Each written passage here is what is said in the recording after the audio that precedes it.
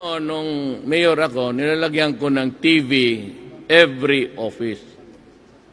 The condition was you use it during noon break.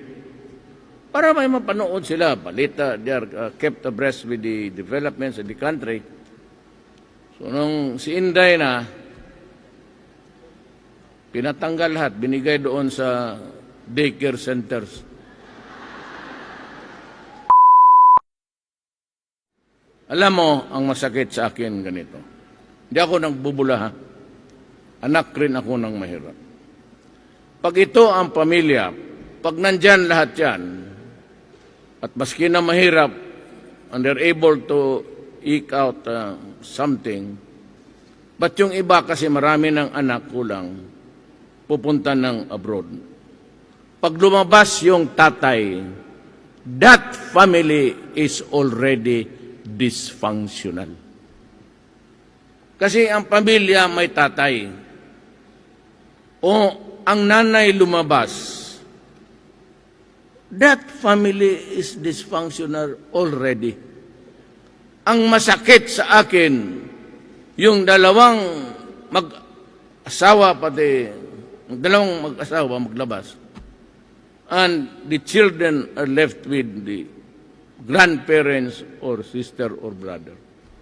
Kung gano'n na lang ang sacrifice ng bata to long for the mother and father, tapos ganonin ang mangyari pagpadala, kasi alam mo, malaman nila kung sino may pera, madating yan. Tapos, dyan ako, you bring the worst in me. Lalabas talaga yung pagka. May Duterte ako na pangharap, but may Duterte ako na sa likod na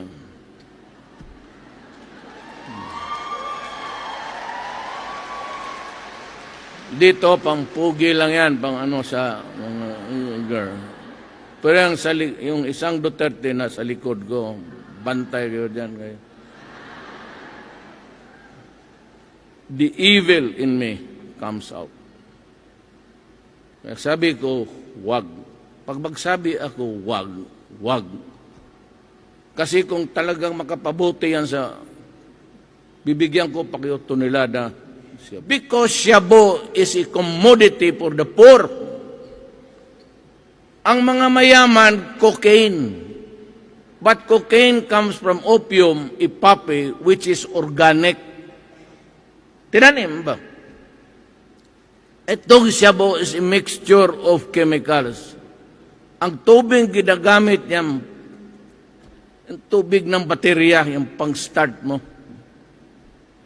Kaya pag yan ang inihit-hit, pumunta sa utok, o utak,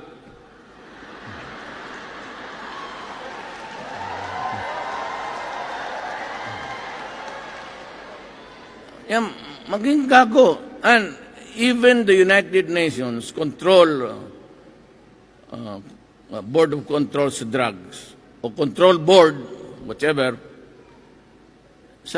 it produces bizarre and insanity. Kaya pumapatay ng bata, nag-rape ng bata na 6 months old. Magpag-akyat dyan sa Bulacan, patayin yung nanay, patayin yung asawa, patayin yung 14 years old. Pati yung 1 years old, patayin. Yung human rights na yan, ang tinitignan, meron ba dito, tatadyakan ko siya, meron ba?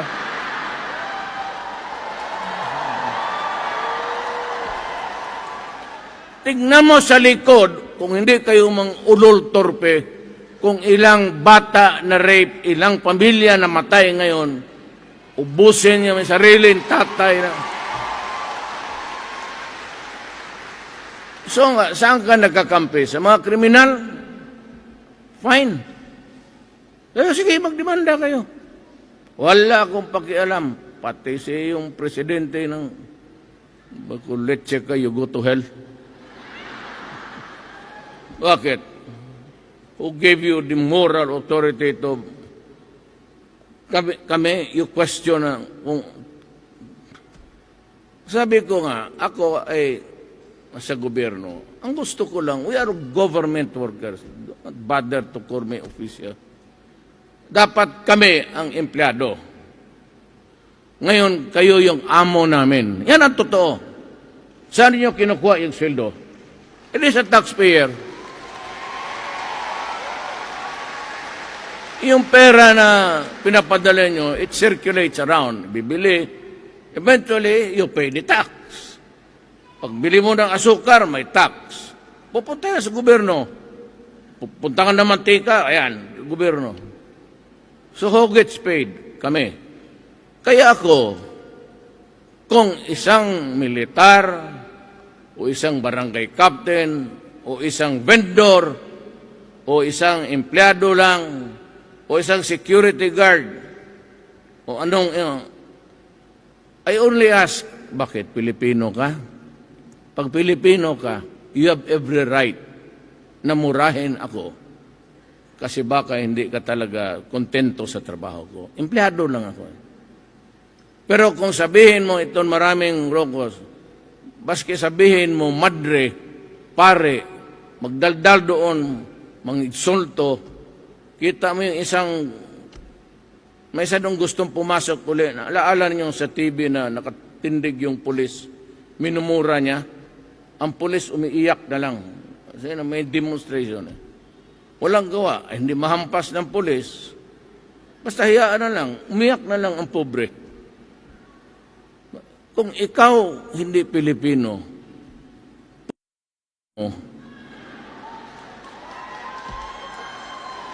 do not me. Ang hindi ko masyado kontrolado ang local governments. Ang aking power sa local government, supervision lang. Parang supervisor. But sa executive department, president, vice president, cabinet members, executive, army, police, militar, akin yan. Control and supervision.